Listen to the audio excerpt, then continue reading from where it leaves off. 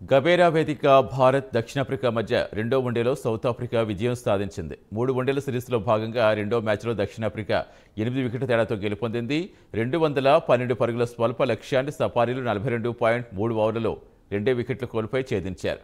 Opener Tony de Zorzi శతకంతో చెలరేగ్గా మరో opener Hendricks అర్ధశతకం బాదాడు. Van డర్డెనెన్ రాణించాడు.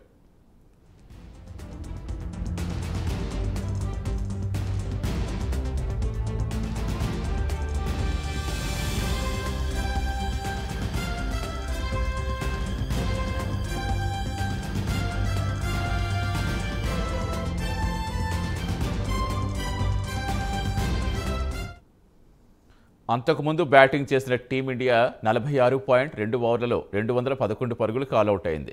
Sai Sudarshan వరుసగా రెండో మ్యాచ్లో అర్ధశతకం బాదుగా కెప్టెన్ రాహుల్ కీలక ఇన్నింగ్స్ ఆడాడు. వీరిద్దరు మినహా జట్టులో మరెవరూ భారీ స్కోర్లు నమోదు చేయలేదు. దీంతో మోస్తరు స్కోర్ను దక్షిణాఫ్రికాను లక్ష్యంగా నిర్దేశించింది. South Africa బౌలర్స్లో బార్గర్ 3, హ్యాండ్రిక్స్ 2, Maharaj 2, Williams, Markram ఒక్కో వికెట్ పడగొట్టారు. ఈ మ్యాచ్లో సౌత్ ఆఫ్రికా విజయం సాధించడంతో సిరీస్ 1-1 సమమైంది. తొలి మ్యాచ్లో భారత్ విజయం సాధించింది. సిరీస్ నిర్ణయాత్మక పోరు గురువారం జరగనుంది.